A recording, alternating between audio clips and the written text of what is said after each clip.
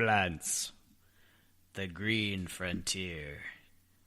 These are the discussions of the podcast Horticult. Its continuing mission to talk about strange new cultivars, to seek out new flowers and plant them, to boldly garden like no one has before.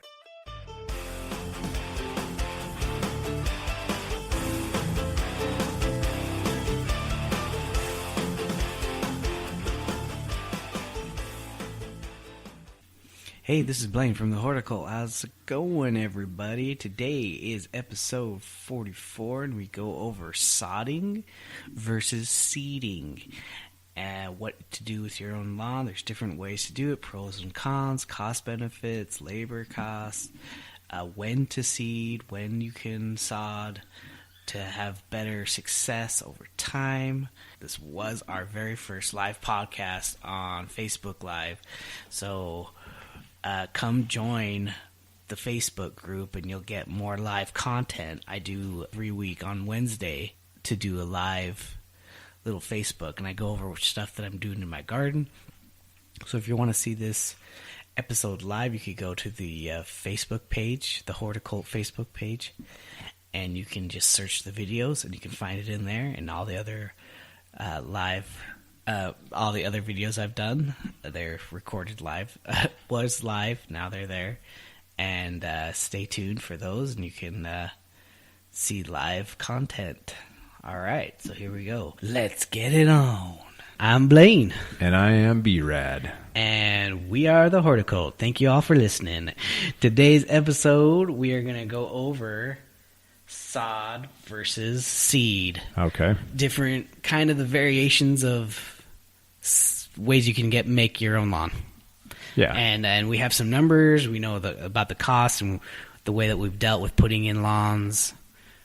What are the trials and tribulations therein? Some of the cost benefits, labor benefits, having someone else do it. So, sod versus seed versus hydro seed. So maybe first start out with and break down the costs. Yeah. And then we can go into some detail. So you got some of those, so why don't you... All right, so, pretty much for sod, you're looking at anywhere from 8 cents per... It's actually 8 to 20 cents per square foot. And it just varies depending on what blend you get, from where you purchase that. My experience, let's just stay on topic here with cost. Hydro seed is going to be from 6 cents a square foot on up to 20 cents a square foot. Okay. So what's the difference between, let's just break it, what is hydro seeding? You want me to talk about hydro seeding? Yeah, I mean, I could tell you, but... Okay, so hydro seeding is kind of, it's seeding in a commercial aspect. So you have someone come, they have the system where it's mixed in with usually it's some paper product. Yeah. And slurry. It has the seed in there, and they're able to spray it on evenly across your yard or the where you're going to have your yard. Mm-hmm. And it's already been all prepped out. They come and spray it on, and then it's up to you to water it on. So you're doing less work than seeding it out, and then you're doing a little bit more less work than if you're laying your own sod.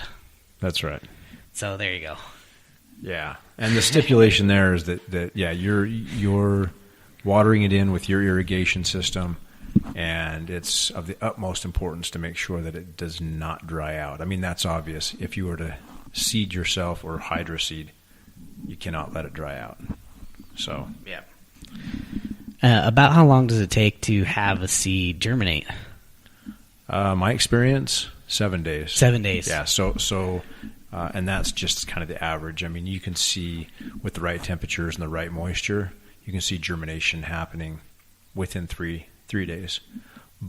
And then I've also seen it on the flip side not germinate for up to 14 to 21 days. So, time of year is of utmost importance. So that's kind of like you don't want to be seeding in later summer. You want you want to seed more in the fall and the spring, because it's easier to manage. But sodding, you can basically sod all the time. Yeah, all the time. You can totally sod right on through into June, July, August. No problem. I mean, again, with that, watering thereafter is pretty important. You don't want to lay that sod down and then just think that it's good to go for as if it was existing. Yeah. Does that make sense? So it takes a little while for it to establish. Yeah. Even if you're watering sod intermittently throughout the day, just to cool it down, in the summertime, that's a good way to go with that. So, all right. So we've talked a little bit about cost with the sod, the hydro seed, regular seed that you would go to the big box stores and buy a 7-pound bag of seed. Looking at 5 cents a square foot. It's kind of the low end, right? Mm-hmm. 4 or 5 cents a square foot. And that's the economical way to do it. That's a good way to go if you're handy and you have one of those little wordy bird spreaders, fertilizer spreaders, and you have like a few little areas that you want to either overseed to thicken up your existing lawn or to get a few of the bare spots in your yard and lawn to kind of thicken up and grow. So yeah. Well, good. Yeah, I mean, the most experience that I've had, with dealing with either seeding or sodding is obviously sodding, where I had to heft everything out. We had to clear the area, bring it in, lay it down, cut it in, and then the irrigators. This was at the use, and the irrigators took over the watering of it. So they were the one that were managing the water and everything like that. And then I have my own yard that they sodded. Mm-hmm. And I was a little disappointed, actually, in their sod. So you got to kind of watch that, where these guys were landscapers. They had, 30 to 50 houses that they had to do in the summer. And they're trying to cut costs as much as they can. They're just looking for any little way to trim it. And I think they kind of bought some cheap sod, mm-hmm. and it had grass weeds in it, so they're really hard to get rid of, and I'm still dealing with it. Yeah. But that could happen with anything. That can happen with the seed that you get. Absolutely. So there could be weed seeds in the seed. And it usually tells you like what the percentage of weed seed is in that bag. But my experience with sod is that it was way too expensive. Okay, so I just ran to the big box store. I wanted to fill in a spot, and I think I paid like $70 for probably an 8x8 area. And I just kind of felt like, I didn't get my money's worth there. Still struggled with weed issues. Hydro seed, my experience was when we built our home, we decided to go that route. It was a little bit less expensive, and it looked like this slurry of newspaper that was sprayed out on the front yard. And pretty important, found out really quickly that you had to keep that wet constantly, consistently. Otherwise, it'll kind of dry up and blow away, which then you're just losing your investment there with the hydro seed. Anyway, and then you get patchy germination. The seed, I did the seed method, and the most important thing there, March, April, May, early May, to be successful. And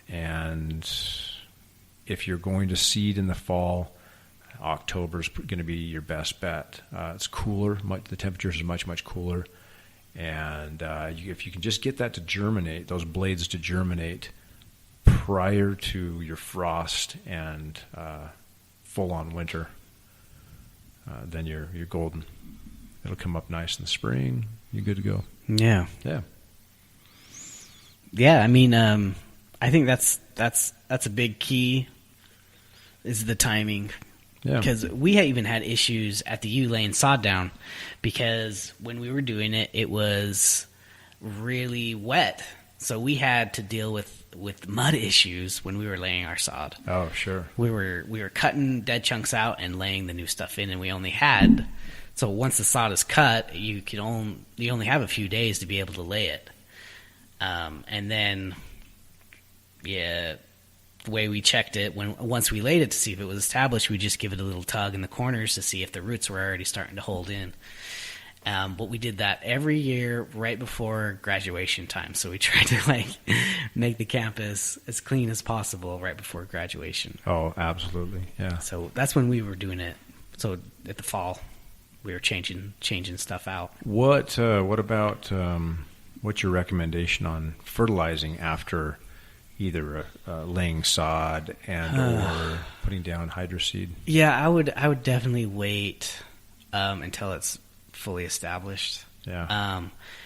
You probably okay. So I'm spraying a little bit with my friend.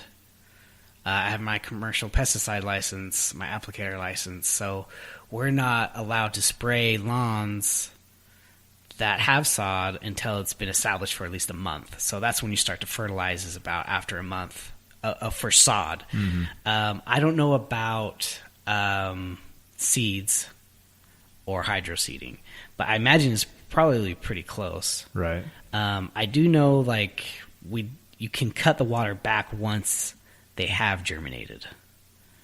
I mean, you still want to water it a little bit more often than you would as just a regular lawn, but you don't need it wet all the time with seed once it's germinated. Once it's germinated, yeah. In fact, you can do yourself a disservice and create kind of an anaerobic situation, maybe to where it's so boggy that the roots cannot get adequate oxygen. And so, yeah, that's a good idea. Just kind of taper that watering back after they've germinated, and of course watch it. The lawn will tell you. And I don't mean by it going brown. It's just going, if they start to wilt, then that's the time to maybe re-moisten it. But also, and I don't know if you've ever experienced this, as you're allowing seed to germinate and you're keeping that area very wet, mark that area off. Whether you mark it off with some type of barrier tape or whatever. I've seen, not a big deal, but dogs cruising across the lawn and they kind of sink in. But even worse, if you have people that don't realize that that's a new lawned area, a new sown area, and take a step into that freshly sown area, and just their whole, they just sink right down in, and not a big deal. I mean, you can totally fix it, but what a pain. Yeah, it really just depends on, what are you needing to happen. If you need instant lawn, what is your desire? You need to sod. That's it, right? That's your thing. I think that's the one that's most labor intensive. It's the one that's going to cost per square foot. It was right in there, right? It was pretty cheap. Right in there, yeah. But that's not including labor. Yeah. You might want to triple that cost with labor. Yeah. So that's probably the more expensive on that then. Mm-hmm. Where you have a team of people moving it, but you got instant green, you got instant lawn right away, right out of the gate. Yeah. And then the others, let's see, seeding I would say it's you doing it. If you're laying out that seed, you're the one doing everything. So you got to think about the time of that.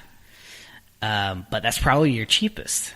Well, and then exactly, and in all three circumstances, but most importantly, when you seed yourself, is the prep. So you're prepping that area prior to actually laying the seed down, and you want it, I would say level, but you want to make sure you've got good drainage away from your house, right? It makes sense.